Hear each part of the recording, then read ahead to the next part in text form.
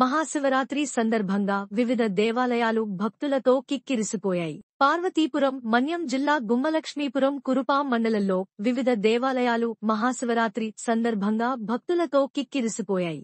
గుమ్మలక్ష్మీపురంలో గల శ్రీ కైలాసనాథ స్వామి దేవాలయం, నామాలేశ్వరుని దేవాలయం, గుమ్మ నీలకంఠేశ్వర దేవాలయం, మొండెంకల్ మరకత శివలింగం దేవస్థానం.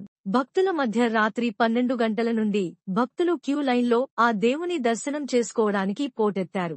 వివిధ దేవాలయాల్లో రుద్రాభిషేకాలు, ప్రత్యేకమైన పూజలు నిర్వహిస్తున్నారు. ఈ దేవాలయాల్లో పోలీస్ ఏర్పాటు చేసి ఎటువంటి సంఘటనలు జరగకుండా ఇటు కమిటీ సభ్యులు, అటు పోలీస్ వారు కట్టుదిట్టమైన ఏర్పాట్లు చేసి ఉన్నారు.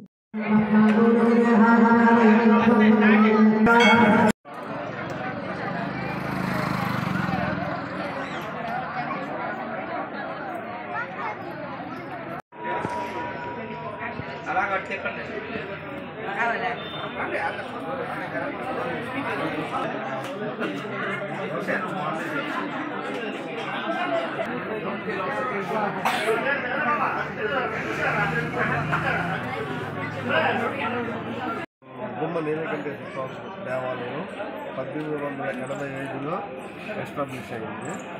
అప్పటి నుంచి ఇప్పటి వరకు